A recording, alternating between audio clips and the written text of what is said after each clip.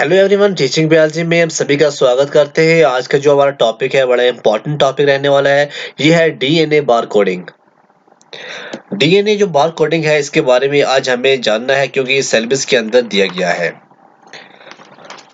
DNA bar coding पढ़ने से पहले हम थोड़ा डिस्कस करते हैं जी पहले बार कोडिंग के बार कोड क्या होता है। जिस तरह एक प्रोडक्ट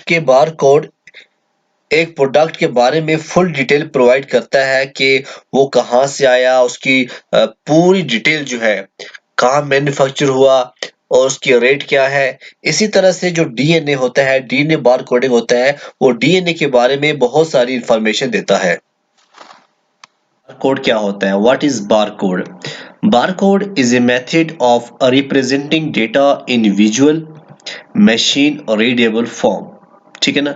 ये डेटा को ऐसे रिप्रेजेंट करता है ताकि जो मशीन से उसकी ऊपर जो डिटेल लगाई जाती है पूरी तरह से समझ में आ जाए। The barcode was invented by Norman Joseph Woodland and Bernard Silver। Barcode को इन्वेंट किया था नॉर्मन जोसेफ वुडलैंड और बर्नार्ड सिल्वर ने। What is DNA barcoding? अब जो हमारा टॉपिक है वो है डीएनए बारकोडिंग के बारे में। डीएनए बारकोडिंग एक ऐसा मेथड है जहां पे हम स्पीशीज को आइडेंटिफिकेशन करते हैं using A short section of DNA from A species gene और जीनस। हम स्पीशीज का एक छोटा सा सेक्शन लेते हैं डीएनए का, उसको हम आइडेंटिफाई करते हैं एक बार कोडिंग से। ठीक है ना। तो जिससे हमें पता चलता है उस स्पीशीज के बारे में कि ये कौन सी स्पीशीज से बिलोंग करता है। Based on conserved gene sequence of organism genetic material और डीएनए। ये बेस होता है ऐसे जीन को जो जीन कंजर्व किया जाता है, वहां से सीक्वेंस लिया जाता है किसी भी ऑर्गेनिज्म का डीएनए, बट लिया जाता है genetic material DNA. These techniques have been widely successful in evolutionary and paleontology studies।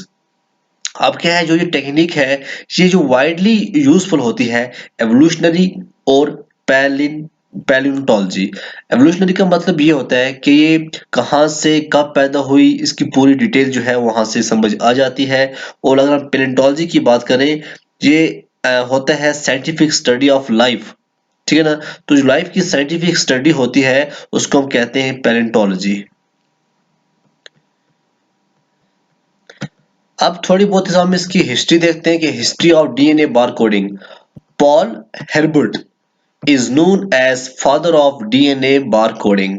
Question पूछा जा सकता है कि father of DNA bar coding कौन है, तो उसका आंसर है पॉल हिरबर्ट। पॉल हिरबर्ट है, इनको father of DNA bar coding कहा जाता है। ये एक कैनेडियन बायोलॉजिस्ट थे। Herbert first raised the possibility of such method in 2000।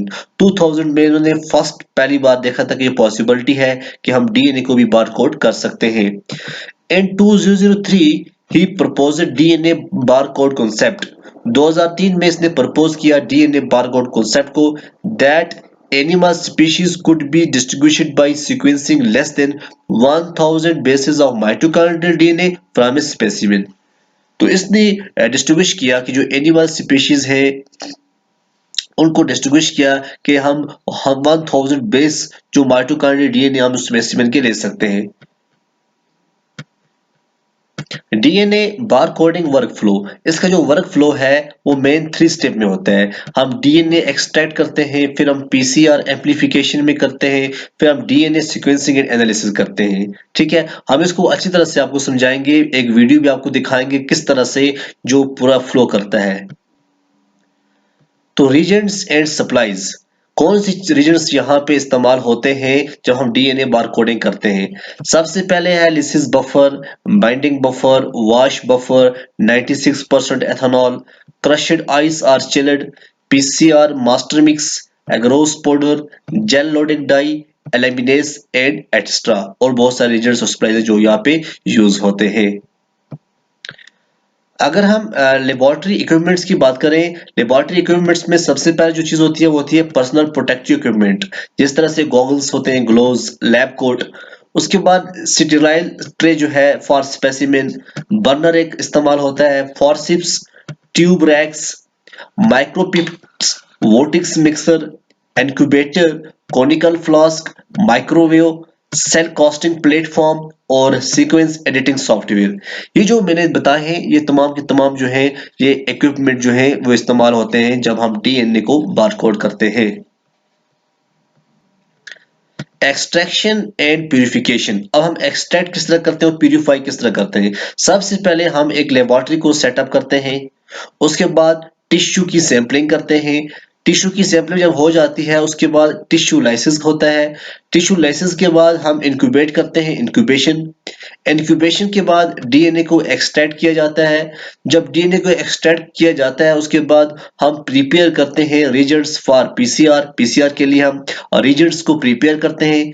फिर वहां पे रिएक्शन को सेटअप होती है, फिर थर्मोसाइक्लिंग होती है, जेल कास्टिंग करते हैं। उसके बाद जेल कास्टिंग के बाद जेल इलेक्ट्रोफोरेसिस एंड इमेजिंग होती है। उसके बाद पोस्ट पीसीआर क्लीन अप और लास्ट पे सीक्वेंसिंग एंड डेटा वैलिडेशन। ये पूरी जो है ये प्रोसेस होती है किसके अंदर, डीएनए बार कोडिंग के अंदर। Details about DNA barcode. देखिए जी डीएनए बारकोड जो है is a short DNA sequence made of 4 nucleotide base. DNA barcode जो होता है ये एक डीएनए का शॉर्ट सीक्वेंस होता है जो कि 4 मेन न्यूक्लियोटाइड बेस का बना होता है, एडेनाइन, थायमीन, साइटोसिन और ग्वानिन। ये चीजें याद रखनी है। उसके बाद each base is represented by a unique color in DNA barcode।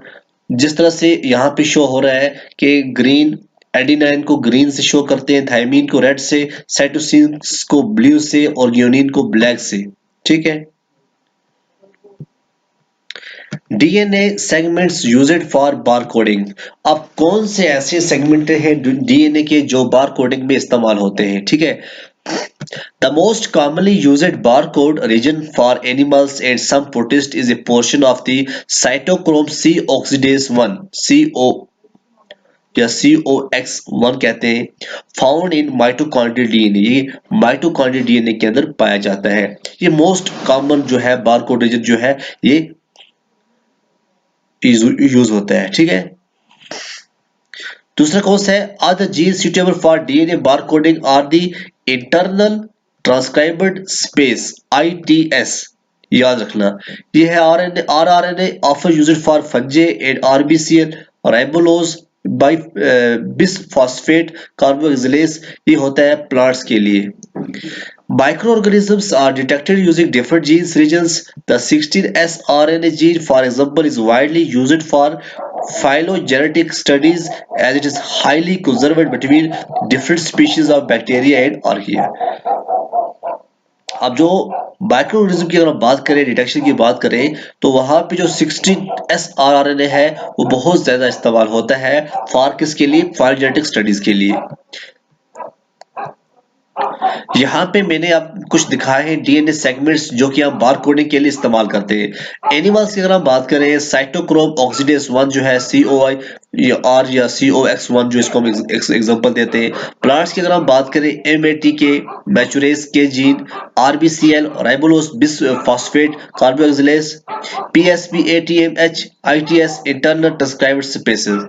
ये है प्लांट्स के अंदर इस्तेमाल होते हैं। और आप प्रोटिस्टा की बात करें, ITS जो है इंटरनल ट्रांसक्राइब्ड स्पेसर ज्यादा इस्तेमाल होता है। COI RBCLO राइबोलोज 15 बिसफॉस्फेट ये भी होता है। 28 और RNA जीन भी होता है।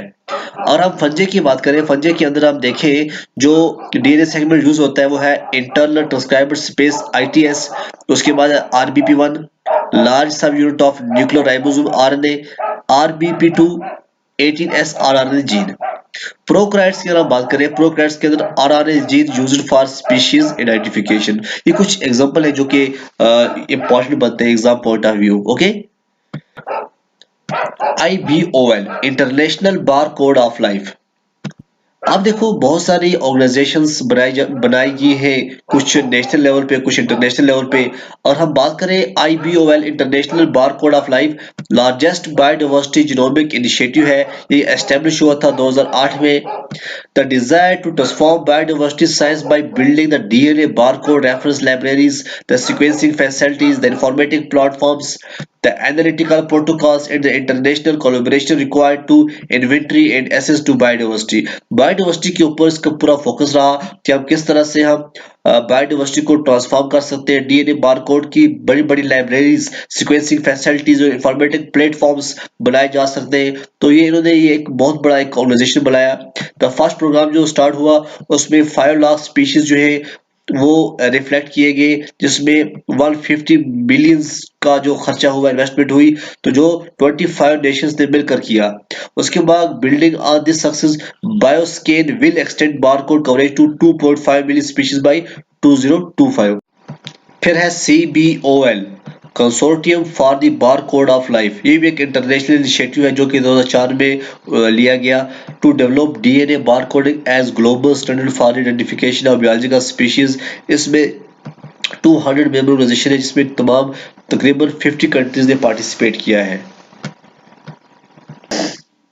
फिर है CCBD, Canadian centre for DNA barcoding, largest barcode factory है जो कि generating hundreds of thousands of data record per year, training barcode researchers from around the world. पूरे वर्ल्ड के जो रिसर्चर है उनको ट्रेनिंग करते हैं कि किस तरह से बारकोड बनाए जाते हैं। ये बहुत बड़ी फैक्ट्री है, ठीक है ना, जिसने hundreds and thousands record per year जो किया है, जनरेट किया है। ओके, अब हम देखेंगे डीएनए बारकोडिंग की एप्लीकेशंस। क्या एप्लीकेशंस है? सबसे पहला, प्रोटेक्शन ऑफ इंडेंजर्ड स्पीशीज, पहली चीज। दूसरी क्या है?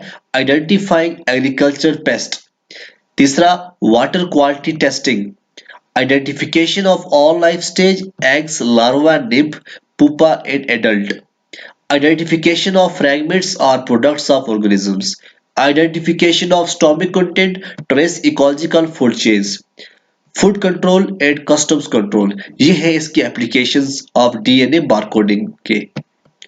अब बहुत सारे प्रोजेक्ट जो है अंडरवे है डीएनए बारकोडिंग के।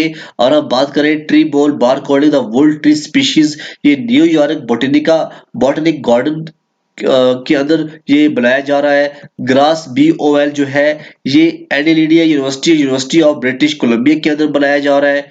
प्लांट बारकोडिंग चाइना, जहां पे 540 प्लांट स्पीशीज है, वहां क्यूनिंग इंस्टीट्यूट ऑफ बॉटनी के अंदर बनाया जा रहा है।